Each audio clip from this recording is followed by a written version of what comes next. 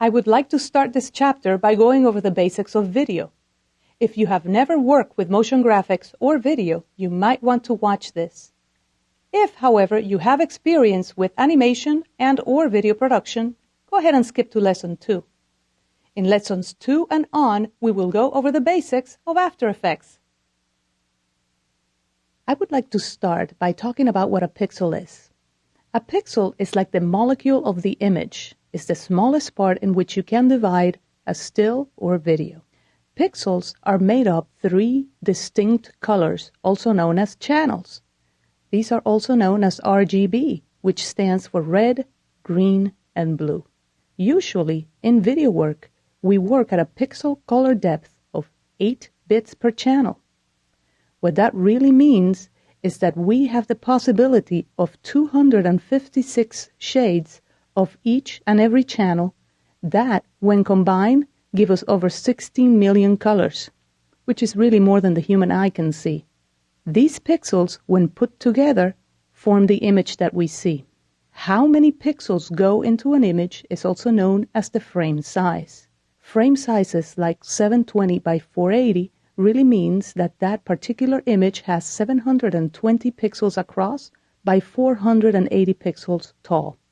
Motion video doesn't really exist. We really don't have the technology for that. What we have is a series of stills that play at a certain speed, the mind connects them, and that gives the illusion of motion. The speed at which these stills play is also known as the frame rate.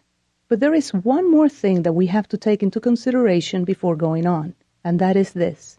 If we are working on DV, and we're working on a frame size of 720 by 480, and we're working on an aspect ratio of 4:3, how many pixels will we then have if we're working on an aspect ratio of 16:9?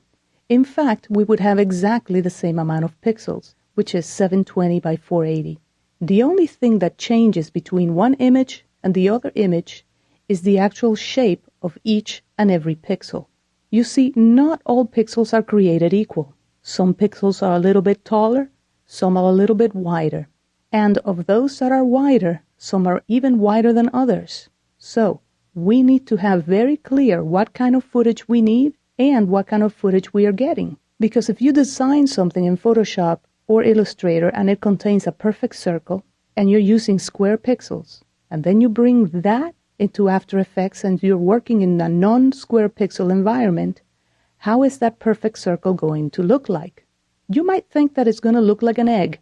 Well, that is not necessarily true. After Effects interprets these pixels very, very well.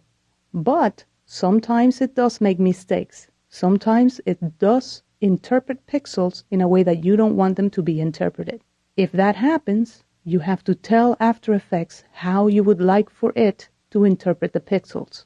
And that is accomplished by selecting the clip in the project panel and then going under File, Interpret Footage, Main, and select the pixel aspect ratio that you would like for After Effects to use. If you do that, your pixels will always be interpreted correctly and you will have no problems in your video.